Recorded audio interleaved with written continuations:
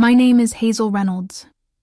I was 28 when my family left me at a dusty Wyoming gas station with $43 and a dying phone. Hours passed. The SUV was gone. Their laughter echoed in my voicemail, a cold test I wasn't prepared for. 3 decades of jokes, pranks, and humiliation had led to this moment. Alone, sun beating down, asphalt burning my skin, I realized they weren't coming back. Not yet. Not ever, maybe. I had nothing but my stubborn will and a handful of cash. What I did next would change everything. My life, my future, my freedom. What would you do if your own family left you in the middle of nowhere and called it character building? My name is Hazel Reynolds. I was 28 the last time I saw my family, or rather the last time they saw that version of me. Because what they did that day didn't just end a vacation. It ended the life they had scripted for me. It happened in the kind of dusty blink, and you'll miss it Wyoming town that doesn't even show up on most maps. One moment, I was walking out of a gas station with a bag of snacks and a half-charged phone. The next, my family was gone. The SUV we'd all crammed into hours earlier had vanished from the parking lot like smoke. I thought maybe they'd moved the car. I looked around the side of the building toward the air pump, the alley, the exit road. Nothing. I tried to call my dad. Voicemail. Mom, straight to voicemail. My brother's Brett finally picked up laughing before I could even get a word out. "We're about 20 minutes down the road," he said, like he was telling me the weather. Then came the kicker. "Let's see if she can make it back on her own," followed by laughter. Cold, heartless laughter. Then they hung up. A group text pinged through. A photo of them grinning in the car.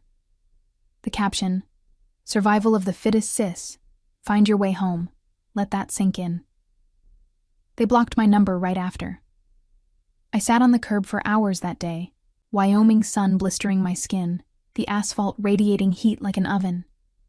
I had $43 in cash, a debit card, with barely $200, a dying phone battery, and a heart so full of disbelief it felt like a balloon stretched too thin. They'd really done it. They'd left me. But the truth is, the abandonment didn't come out of nowhere. It was just the final punchline in a lifetime of cruelty, disguised as humor. Growing up in the Reynolds house was like being trapped in a never-ending roast session. My parents, Barbara and Richard, believed in toughening up their kids through humiliation. My brothers Brett and Craig mastered the art of torment by the time they were teenagers. And I was the family's favorite target. My 10th birthday, they pretended no one was coming. I cried for hours before they jumped out, yelling, "Surprise middle school graduation." They showed up late on purpose. Prom. They gave my date the wrong address, and then laughed about it at dinner. Can't. "You take a joke, Hazel. We're just trying to help you grow thicker skin. Life's going to be way worse than anything we throw at you." And maybe they believe that. Maybe they convinced themselves that pain builds character. But what it really built was a girl who constantly questioned her own worth. I just graduated from college 3 weeks before that trip. Graphic design degree, fresh portfolio, dreams of working at an agency in Chicago. But my parents had different plans. "You can do your little art projects for the family business," Mom said during my graduation dinner, waving her wine glass dismissively. They owned Reynolds Insurance Group, an old-school firm clinging to relevance in a modern world. Brett, 32, was set to take over. Craig, 30, managed marketing. They wanted me to be their in-house designer, underpaid, uncredited, and constantly controlled. Financially, I was stuck. Student loans loomed. I worked part-time at a cafe, but it barely covered groceries. My parents paid for my apartment and never let me forget it. Appreciation, they called it. I called it leverage.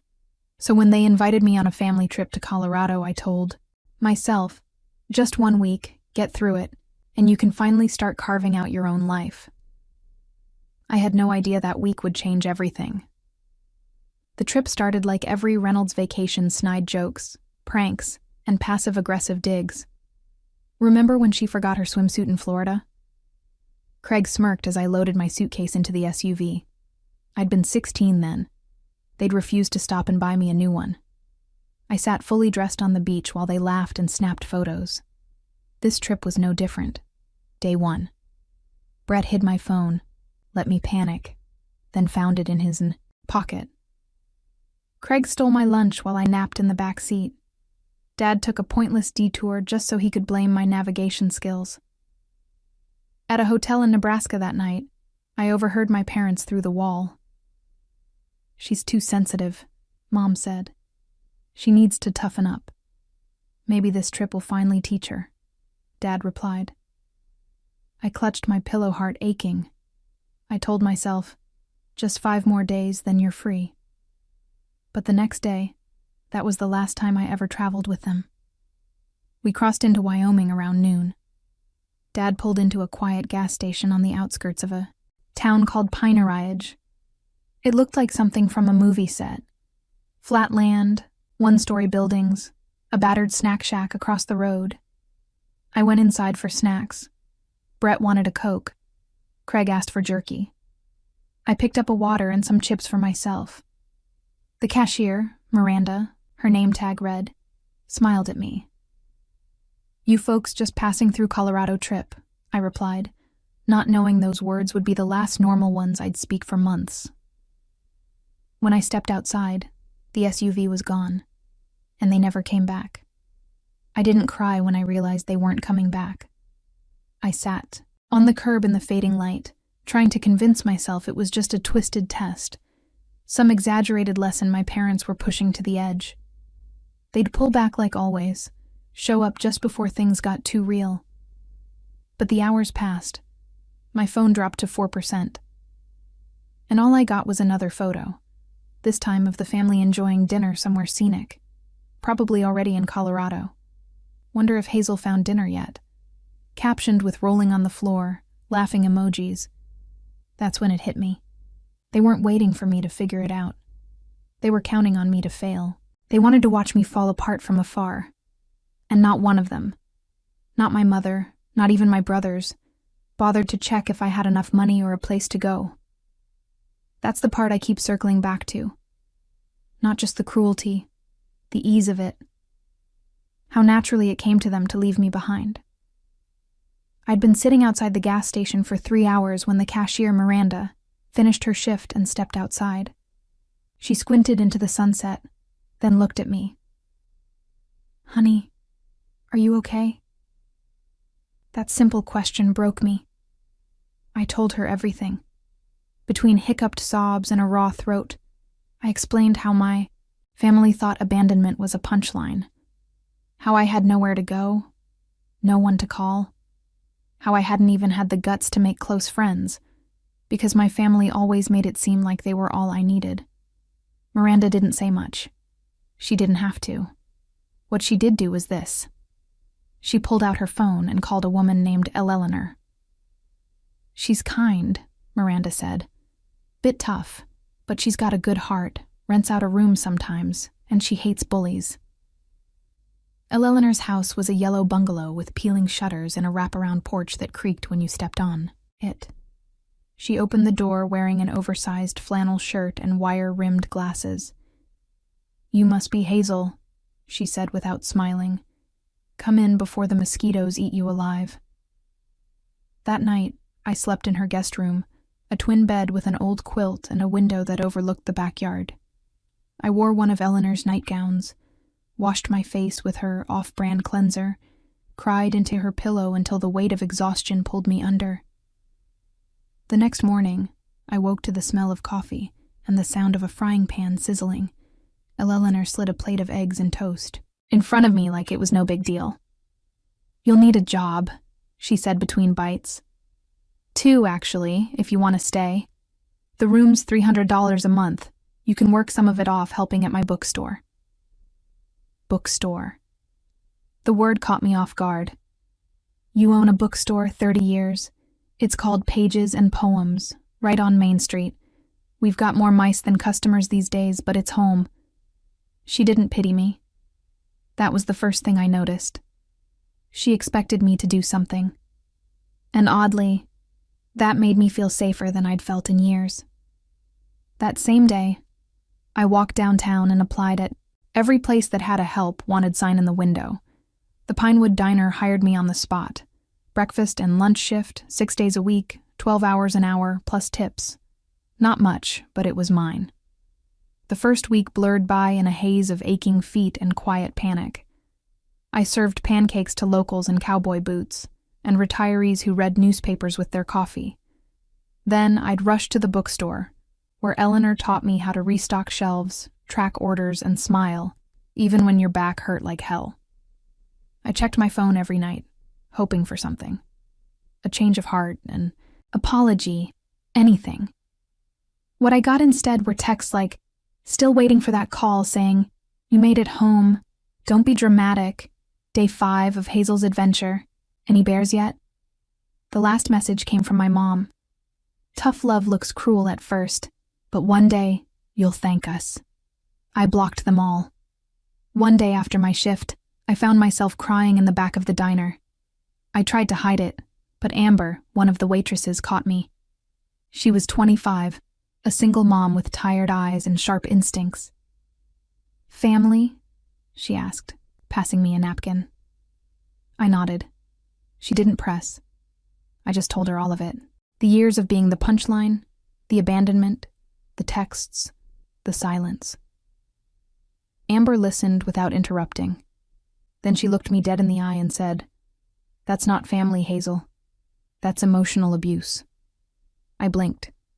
I'd never heard anyone say it like that. I'd always believed I was the problem. Too sensitive, too serious, not funny enough. Amber shook her head. "You're out now. Don't go crawling back." That night, I made a decision. I would not beg to be taken back. I would not grovel for love from people who had weaponized it against me. I would stay. The next morning, I emailed my college professors asking for references. I applied for ID replacements. I created a new email address, one my family didn't know, and uploaded my portfolio. Eleanor, watching me draft new flyers for an author event, said, "You've got talent, girl. That design's better than anything my nephew ever made for us." She paused. "You should meet Mason. He's a web developer. Useless with color, but brilliant with code." Mason was a flannel-wearing, mountain bike-riding 30-something who worked remote and drank his coffee black. He took one look at my designs and said, "You ever want to freelance? Let me know. I've got clients who need your skills." That night, as I walked back to Eleanor's house under a pale Wyoming moon, something inside me shifted. I wasn't trying to survive anymore. I was starting to live. I never planned to stay in Pinarayage, but sometimes the best decisions are the ones you make in survival mode before you even realize you're saving your own life. A week after I started working at the diner in Eleanor's bookstore, I picked up my first freelance gig. Mason had introduced me to a local business owner, a woman who ran a quilting shop in the next town over. She needed a logo, some flyers, and someone to untangle the ancient mess that was her online store. The pay was modest, just $200. But when I received that first Venmo notification, I cried in the walk-in freezer at the diner. Not because of the money, because it was mine. No strings, no guilt, no family dangling it over my head like bait. I was starting to remember who I was before they told me who I was supposed to be. Every day in Pinarayage became part of the rebuild. Amber introduced me to her friends. Other young people who'd stayed in town or like me landed here trying to get unstuck. We met for late-night coffee impromptu cookouts behind the diner game nights in someone's too small living room. No one asked where I came from unless I wanted to tell them. They liked me for me, not the version my family had tried to mold through mockery and manipulation. Eleanor gave me room literally and figuratively to find my pace. Her spare room had become a sanctuary, and she never hovered. But every so often she'd offer advice like a sword in a silk glove.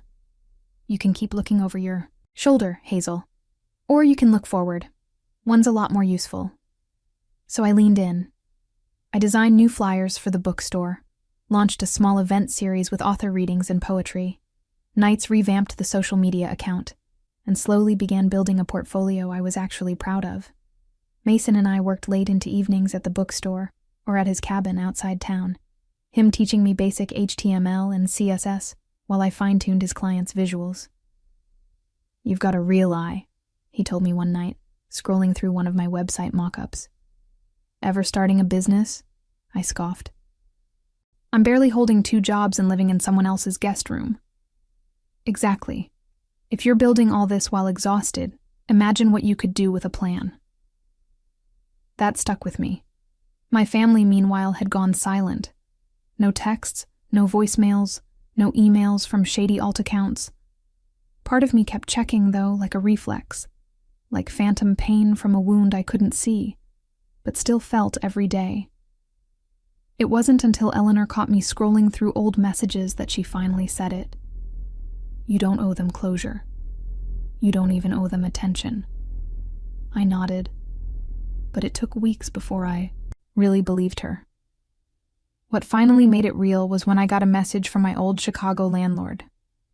They were cleaning out my apartment, 2 months' rent unpaid. They needed to know what to do with my stuff. I wrote back, "Donate what's useful. Dispose of the rest." It felt like setting fire to the bridge and the map that led there. It was freedom. By month 3, I had 2 steady freelance clients and a small portfolio site built with Mason's help. I also had enough saved to move out of Eleanor's guest room and into a tiny studio apartment above the hardware store. It was 400 square FT of freedom-chipped paint, slanted floors, and a tiny kitchen that barely fit a toaster. But it was mine. I bought a succulent, my first plant, and placed it on the windowsill. "This is the start of your new life," I whispered, touching one of its rubbery leaves. And then the phone call came. I was sipping coffee on my new couch when a Chicago number flashed across the screen. I nearly dropped the mug. I answered. "My mistake." "Hazel, it's Brett. Don't hang up." I froze. His voice sounded older, more serious. "We've been trying to find you for months," he continued. "The joke's over. Come home." Joke. That word, it splintered something inside me. You abandoned me in another state with no money, no way home. You cut off my apartment, my support. That's not a joke, that's cruelty. "We figured you'd make it back in a few days," Brett said defensively. "You didn't call. We assumed you were being stubborn." "No," I snapped. "I was surviving." "What are you even doing out there?" he asked, tone dripping with disbelief. "Where are you living?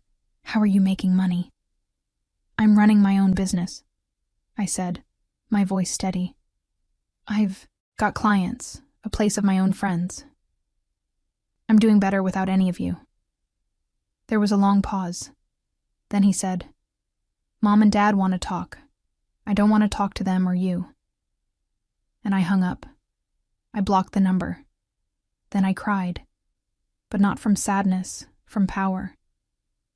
Because this time I wasn't begging. I wasn't defending. I was done. They tried again, of course.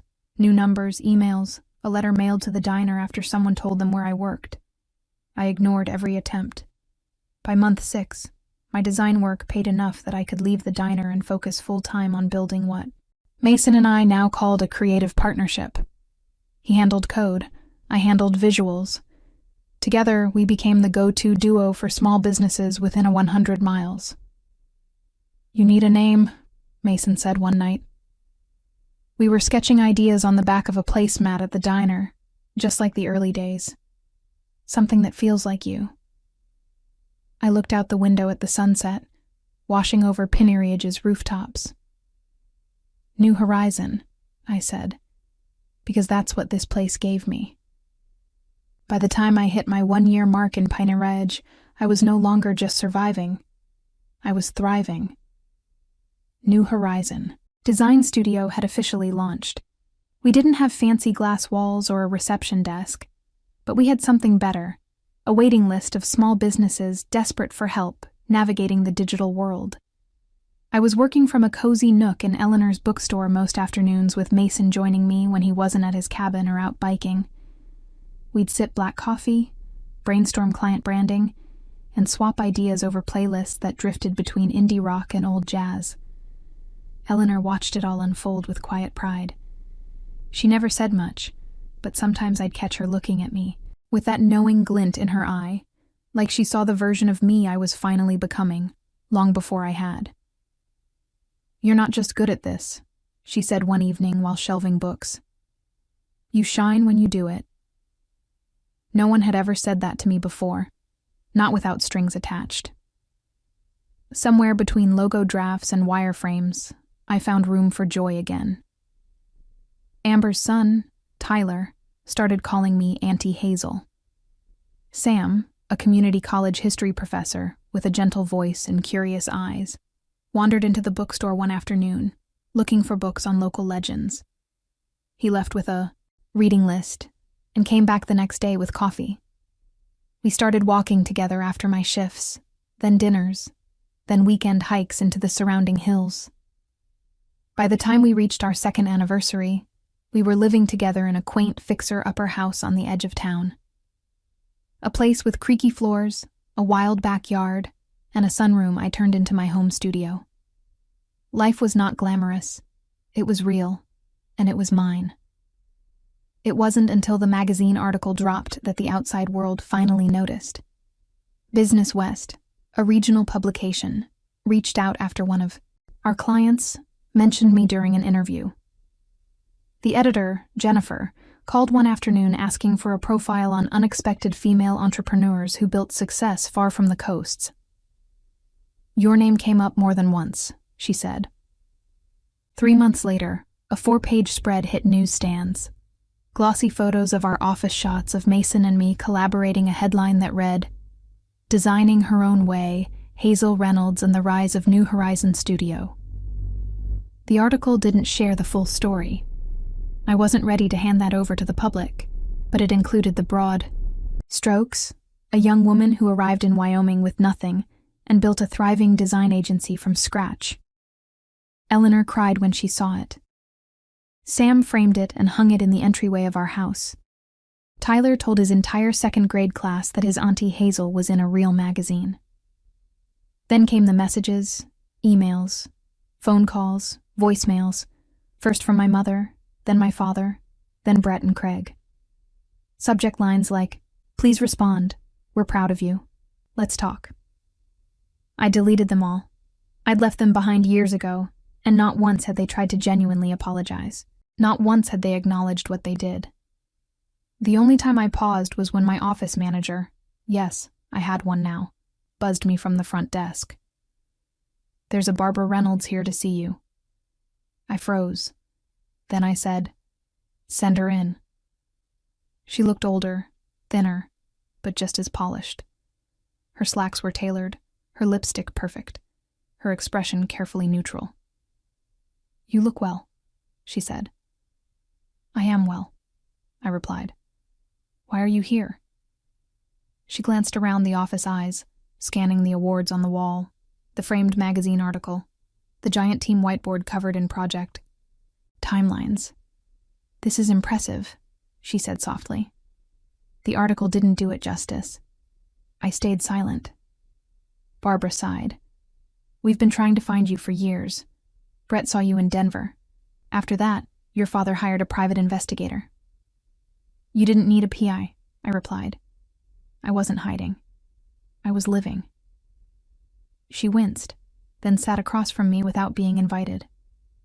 "We made a terrible mistake, Hazel. What started as a stupid joke went too far, and then we didn't know how to come back from it." I let the words hang between us. It wasn't just the abandonment, I said. It was the years before, the constant cruelty, the way I was always the target. Tears formed in her eyes, but she didn't wipe them. "I know, and I'm sorry. I didn't see it then, but I see it now." I studied her. This woman who had once mocked me for crying over forgotten birthdays and rigged surprises. She didn't look like a villain. She looked like someone haunted by their past. "I don't want reconciliation," I said quietly. "I don't want to pretend we're something we're not." "I understand," she whispered. "I just wanted to see you, to tell you that you were always the strongest of us, all. We just didn't see it until we lost you."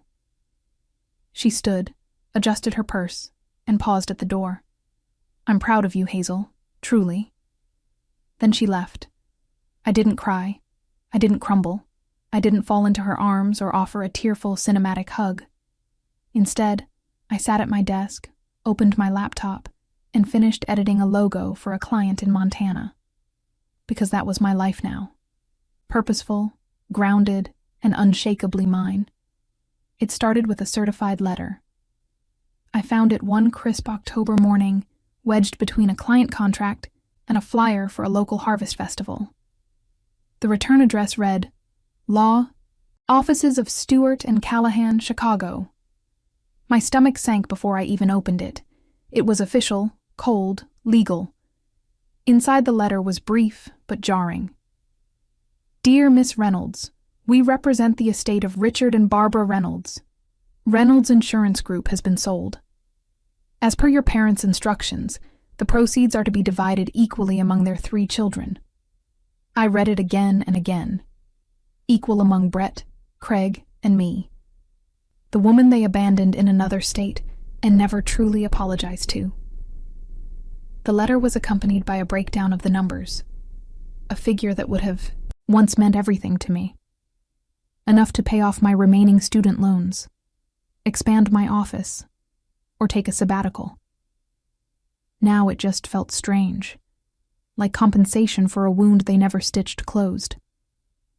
Sam came home to find me still sitting at the counter, the letter in one hand and a sealed envelope in the other. "What's that?" he asked gently. "A personal letter from my mother," I said without looking up, enclosed with the inheritance notice. "Do you want to read it?" "I'm not sure." But I did. The letter was handwritten in my mother's cursive, precise, and oddly warm. Dear Hazel, by the time you read this, the business will be sold. Your father has finally retired somewhat reluctantly, and we're relocating to Arizona. The cold's become too hard on his joints. Before we go, we're hosting a small family gathering at the house. Brett and Craig will be there with their families. I know you've kept your distance, and I understand why. But things have changed. Your father may not say it aloud, but the decision to include you equally in the proceeds, that was his. He recognizes the gravity of what happened, even if he doesn't have the words. We would like you to come. No pressure, no expectations. Just, a chance to close the chapter before a new one begins with love. Mom Sam watched me fold the letter with care and slide it back into its envelope. Well, he asked. I don't know, I admitted. Part of me wants to see them see what 16 years has done. Another part says, let sleeping ghosts lie. He didn't push, just wrapped his arm around me and let the silence settle. Over the next few days, I kept imagining the questions Lily and Emma, our twin daughters, might ask one day. Why don't we know your family mom? Didn't they love you? And the most haunting? What did they do that was so bad? What would I tell them? That family sometimes hurt you more than strangers ever could. That love is not always safe. That sometimes you have to walk away, even if it means walking alone. I decided to go, but on my terms. I booked a flight into Chicago the morning of the gathering and a flight out the next day. I reserved a hotel nearby, not the family home, and told Sam and the girls I was going alone.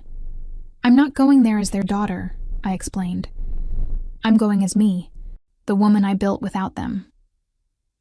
The house looked almost the same. Pristine hedges, white columns, the same brick path I used to tread barefoot as a kid, dodging acorns and cicadas. My mother answered the door, visibly restraining her emotion.